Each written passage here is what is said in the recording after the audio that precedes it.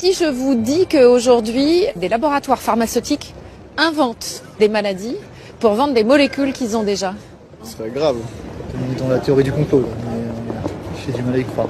Certains laboratoires pharmaceutiques inventent, créent de toutes pièces des maladies uniquement dans le but de nous vendre toujours plus de médicaments.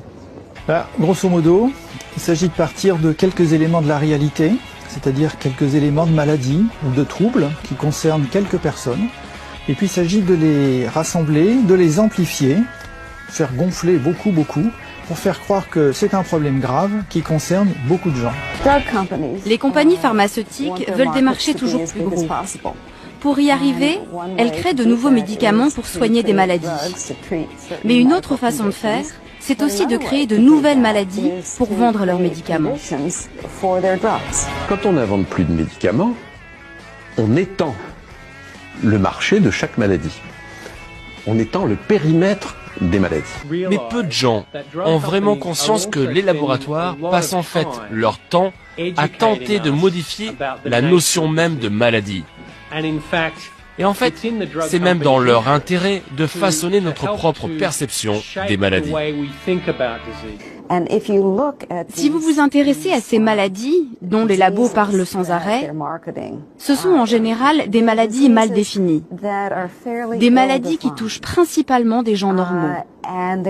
Et au final, ils parviennent à faire croire à une large partie de la population qu'elle peut être victime de ces maladies. Et ainsi, le marché s'agrandit. Parfois, ils créent des maladies de toutes pièces. Parfois, ils étendent le périmètre des maladies. De toute façon, le marché s'agrandit. Une étude faite sur la population américaine montre comment, en changeant la virgule ou un chiffre d'un seuil, le nombre de patients augmente considérablement. Tenez, le diabète par exemple. Autrefois, on était diabétique au-delà de 140 mg par décilitre de sang. Mais en 1997, un comité de l'OMS a abaissé le seuil à 126. Du coup, 1 700 000 Américains supplémentaires sont catalogués comme diabétiques. Même chose pour le cholestérol.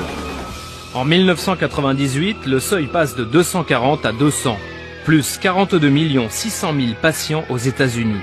86% de clients en plus pour les firmes pharmaceutiques. Dans le monde, il n'y a plus que deux groupes de gens, ceux qui sont malades et ceux qui ne le savent pas encore. Et ça, c'est l'objectif des firmes pharmaceutiques.